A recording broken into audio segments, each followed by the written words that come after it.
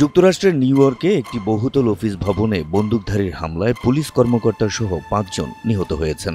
সোমবার ২৮ জুলাই সন্ধ্যায় পার্ক অ্যাভিনিউয়ে এ হামলা চালানো হয়। এ ঘটনায় নিহতদের মধ্যে একজন বাংলাদেশি বংশোদ্ভূত বলে জানিয়েছে সিটি মেয়র এরিক অ্যাডামস। তার নাম দিদারুল ইসলাম।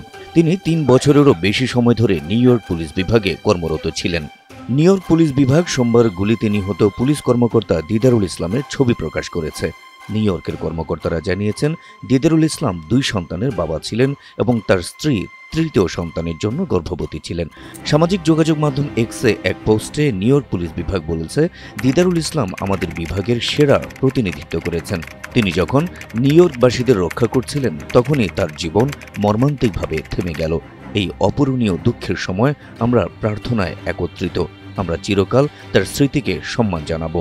প্রসঙ্গত ২৮ জুলাই সোমবার সন্ধ্যায় পার্ক অ্যাভিনিউয়ে একটি ভবনে ঢুকে হামলা চালান ২৭ বছর বয়সী শেন ডেভন তামুরা। নিউ ইয়র্ক টাইমসের তথ্য অনুযায়ী তামুরা ছিলেন লাস ভেগাসের বাসিন্দা। সন্ধ্যা ৬টা ৪০ দিকে ভবনের লবিতে পুলিশের সঙ্গে গোলাগুলিতে লিপ্ত হন ওই বন্দুকধারী। এরপর তিনি ভবনের ৩৩ তলায় উঠে যান। পরে ভবনের সিঁড়িতে তাকে মৃত অবস্থায় পাওয়া যায়। প্রাথমিকভাবে মনে করা হচ্ছে হামলাকারী আত্মহত্যা করেছেন। বান্ডেল থাকলে প্রতি সেনমানিতে টাকা বাঁচবে। বিকাশ সেনমানি বান্ডেল কিনে জিতুন প্রতি লেনদেনে।